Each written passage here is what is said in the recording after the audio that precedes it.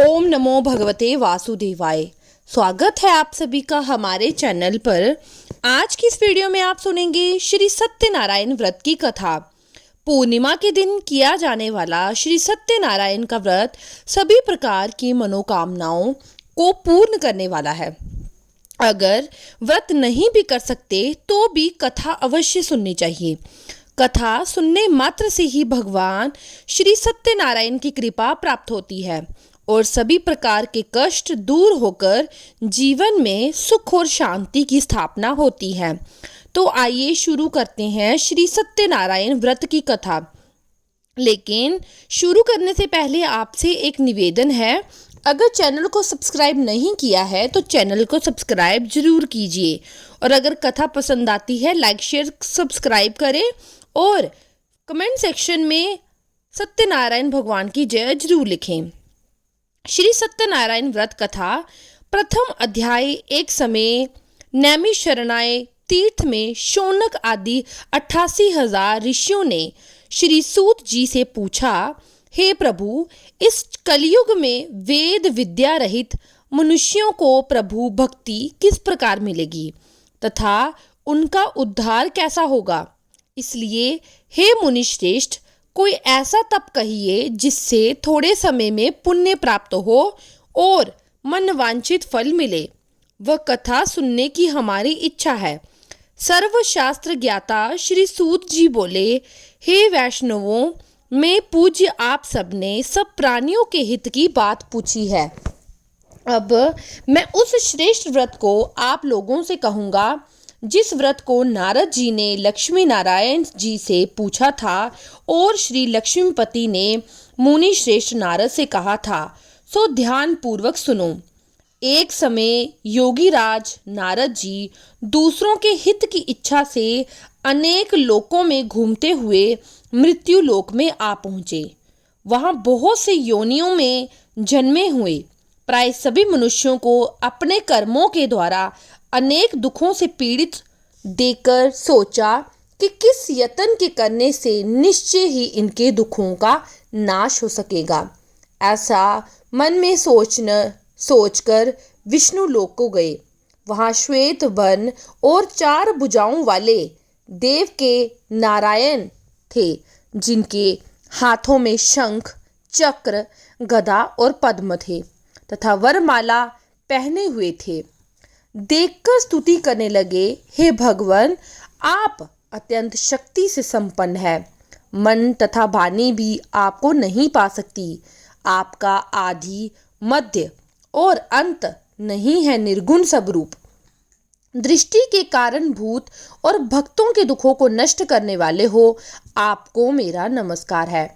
नारद जी से इस प्रकार की स्तुति सुनकर विष्णु भगवान बोले, हे मुनि श्रेष्ठ, आपके मन में क्या है? आपका यहाँ किस काम के लिए आगमन हुआ है? निसंकोच कहिए। नारद मुनि बोले, मृत्यु लोक में सभी मनुष्य जो अनेक योनियों में पैदा हुए हैं, अपने कर्मों के द्वारा अनेक प्रकार के दुखों से दुखी हो रहे हैं। हे नाथ, मुझ पर दया रखते हुए ये बताइए, उन मनुष्यों के सब दुख थोड़े से ही प्रयत्न से कैसे दूर हो सकते हैं? तब श्री भगवान बोले, नारद, मनुष्यों की भलाई के लिए तुमने बहुत अच्छी बात पूछी है। जिस काम के करने से मनुष्य मोह से छूट जाता है वह मैं तुम्हें बताता हूँ। सुनो, बहुत पुण्य देने वाला स्वर्ग तथा मनुष्य लोक दोनों में दुर्लभ एक उत्तम व्रत है।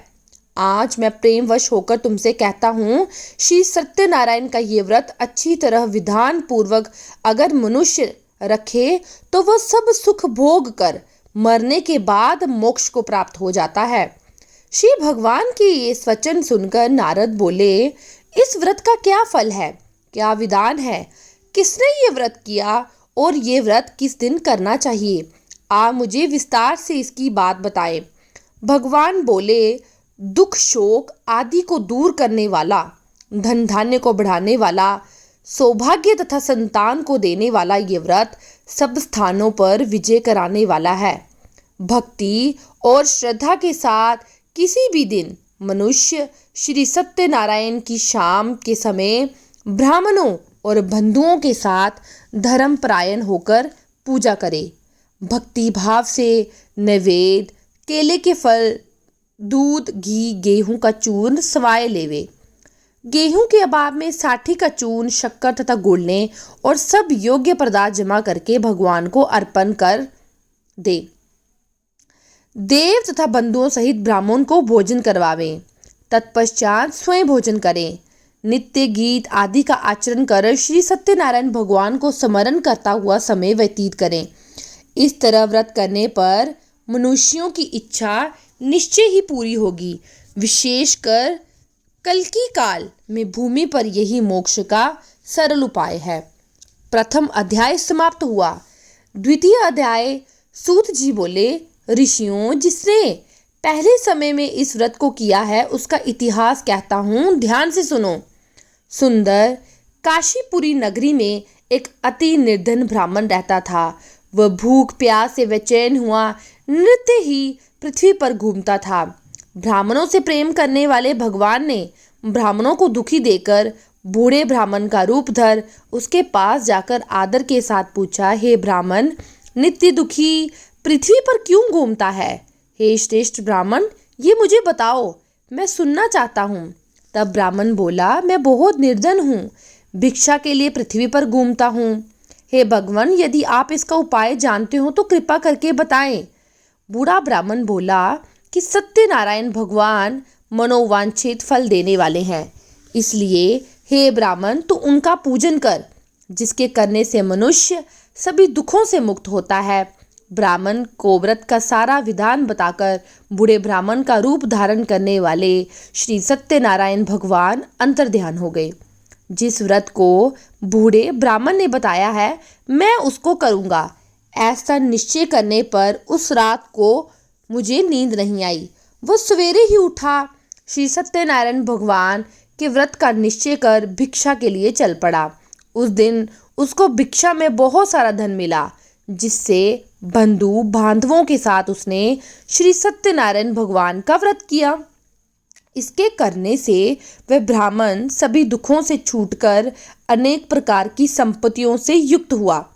उस समय से वह ब्राह्मण हर महीने व्रत करने लगा। इस तरह श्री सत्यनारायण भगवान के व्रत को जो करेगा वह सभी पापों से छूटकर मोक्ष को प्राप्त होगा। आगे जो पृथ्वी पर सत्यनारायण का व्रत करेगा, मनुष्य वह सभी दुखों से छूट जाएगा। इस तरह नारद जी ने नारायण का कहा हुआ ये व्रत तुमसे कहा। हे ब्राह्मणों, मैं अब और क्या कहूँ?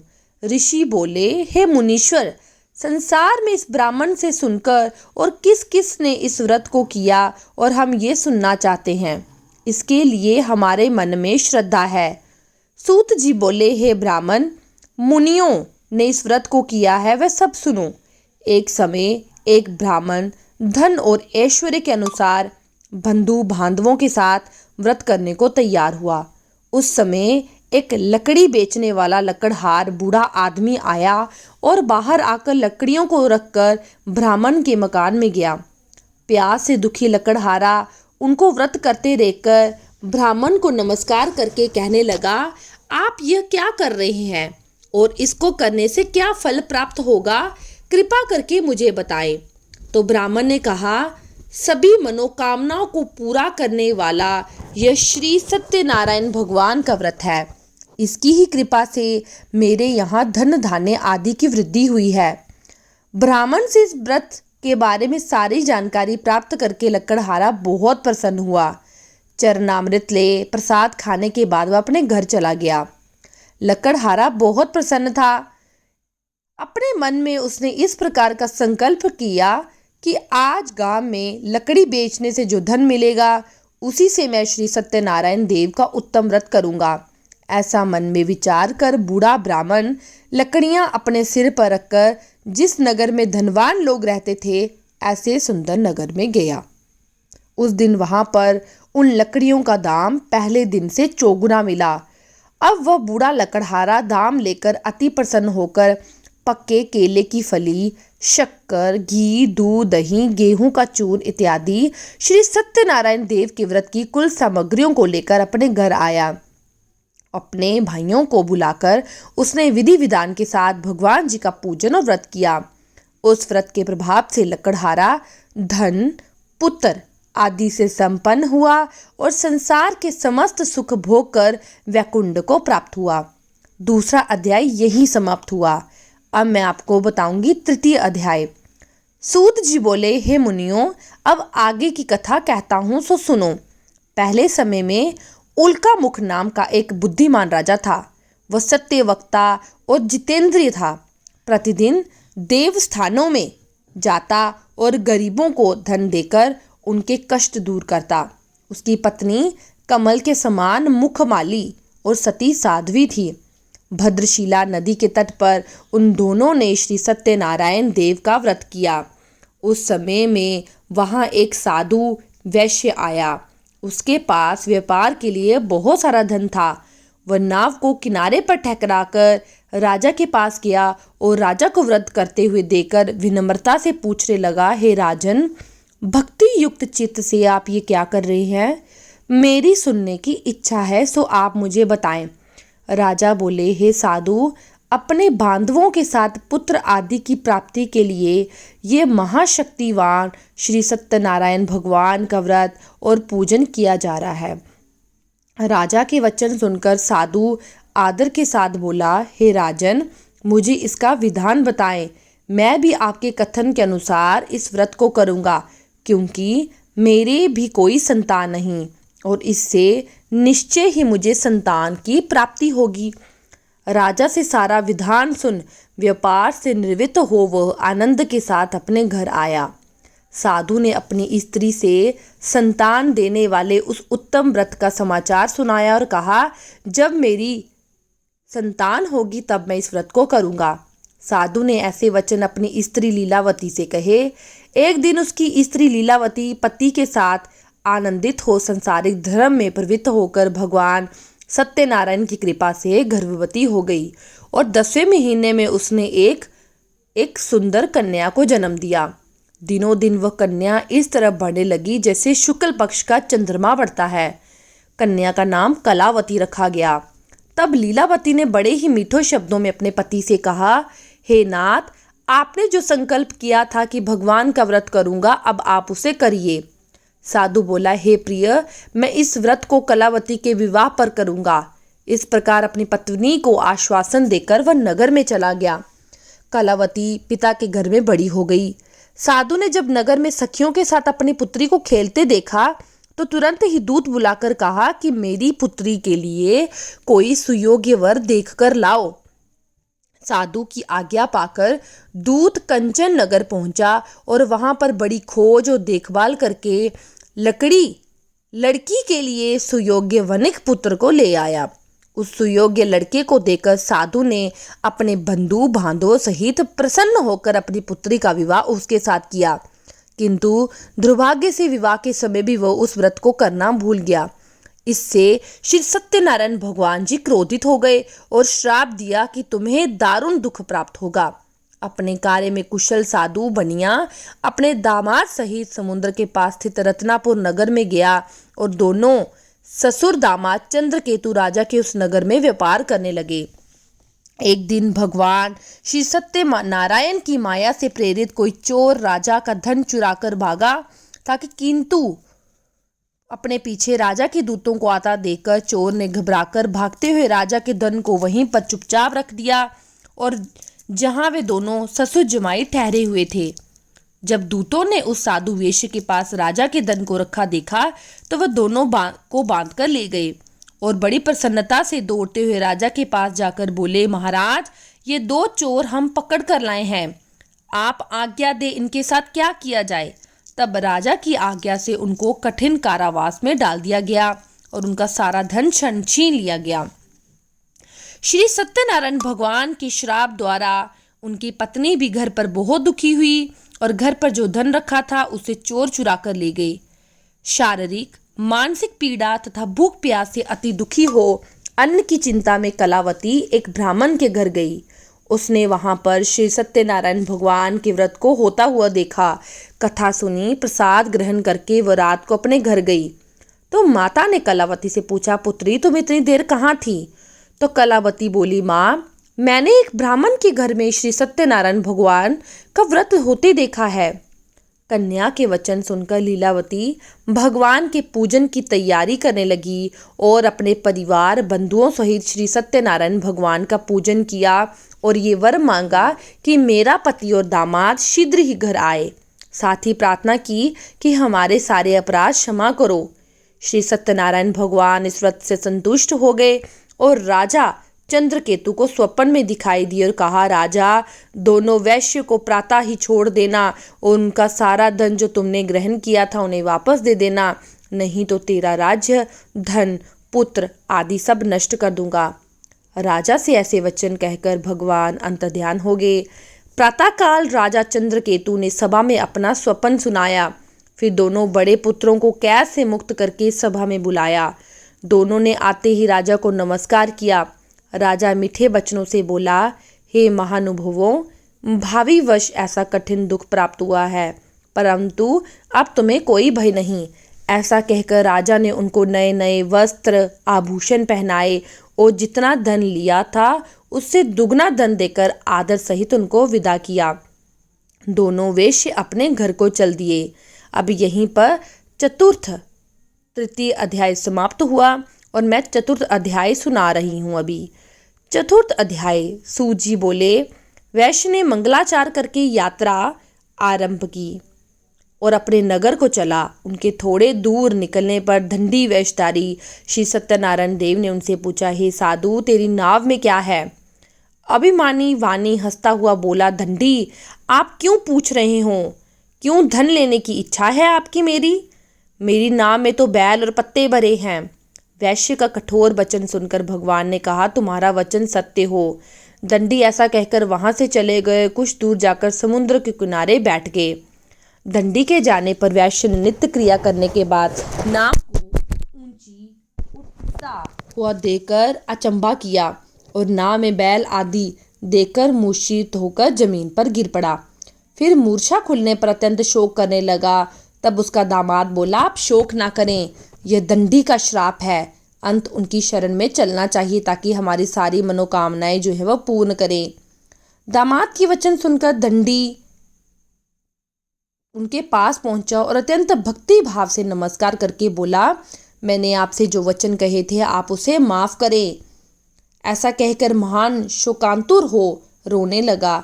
तो दंडी भगवान बोले, हे वनेक पुत्र, मेरी आज्ञा से बार बार तुम्हें दुख प्राप्त हुआ है, तो मेरी पूजा से विमुख हुआ है। साधु बोला, हे भगवान, आपकी माया से मोहित ब्रह्मा आदि भी आपके रूप को नहीं जान पाते। अब मैं अज्ञानी कैसे जान सकता हूँ? आप प्रसन्न होइए, मैं अपने सामर्थ्य के अनुसार आपकी पूजा अवश्य करूँगा। मेरी रक्षा करो और पहले के समान नौका में धन भर दो। उसके भक्ति युक्त वचन सुनकर भगवान प्रसन्न हो उनकी इच्छा के अनुसार वरदान देकर अंतर्ध्यान हो गए। जब उसने नाव में आकर वापस देखा तो नाव धन से भरी हुई थी। फिर वह भगवान सत्यनारायण का पूजा करके साथियों सहित अपने नगर को पहुंचा।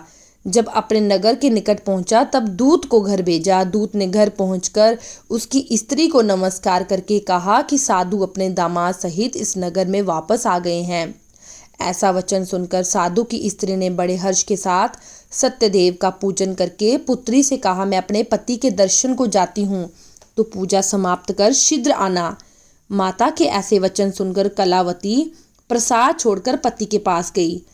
प्रसाद की अवज्ञता के कारण सत्यदेव ने रुष्ट हो उसके पति को नाव सहित पानी में डुबो दिया। कलावती अपने पति को ना देकर रोती हुई जमीन पर गिर गई। इस तरह नौका को डूबा हुआ और कन्या को रोता हुआ देखकर साधु दुखी होकर बोला, प्रभु, मुझसे या मेरे परिवार से जो भी भूल हो गई उसे क्षमा करें। उसके दीन वचन सुनकर सत्यदेव प्रसन्न हो गए और आकाशवाणी हुई, हे साधु, तेरी कन्या मेरे प्रसाद को छोड़कर आई है, इसलिए इसका पति अदृश्य हुआ है। यदि वह घर जाकर प्रसाद खाकर लौटे तो इसे अपने पति के दर्शन अवश्य होंगे। ऐसी आकाशवाणी सुनकर कलावती घर पहुंची, प्रसाद खाया, फिर वापिस आकर पति के दर्शन किए। फिर साधु ने बंधु बांधवों सहित सत्यदेव का विधि पूर्वक पूजन किया। उस दिन से वह प्रत्येक पूर्णिमा को सत्यनारायण का पूजन करने लगा। फिर लोक का सुख भोग कर अंत में स्वर्ग लोक को प्राप्त हो गया। यह थी चतुर्थ अध्याय की कथा। जो भी मनुष्य सत्यनारायण की कथा सुनता है या दूसरों को सुनाता है, उसके सारे मनोरथ पूर्ण होकर वह अंत में वैकुंठ धाम को जाता है। जिन्होंने इस पहले व्रत को किया है, अब उनके दूसरे जन्म की मैं कथा कहता हूँ। वृद्ध शांतानंद ब्राह्मण ने सुदामा का जन्म लेकर मोक्ष को पाया। उल्कामुख नाम का राजा दशरथ होकर वैकुंठ को प्राप्त हुआ। साधु नाम की वैश्य ने मूर्ध्वज बनकर अपने पुत्र को आरे से चीरकर मोक्ष को प्राप्त किया। महाराज तुंगध्वज ने स्वयंभू होकर भगवान में भक्ति युक्त हो कर्म करके मोक्ष की प्राप्ति की। तो ये थी सत्यनारायण भगवान की कथा। मैं उम्मीद करती हूँ कि आपको मेरी वीडियो पसंद आई होगी। अगर आपको मेरी वीडियो पसंद आई है तो मेरे चैनल को लाइक, शेयर और सब्सक्राइब करना ना भूलें और कमेंट सेक्शन में सत्यनारायण भगवान की जय जरूर लिखें।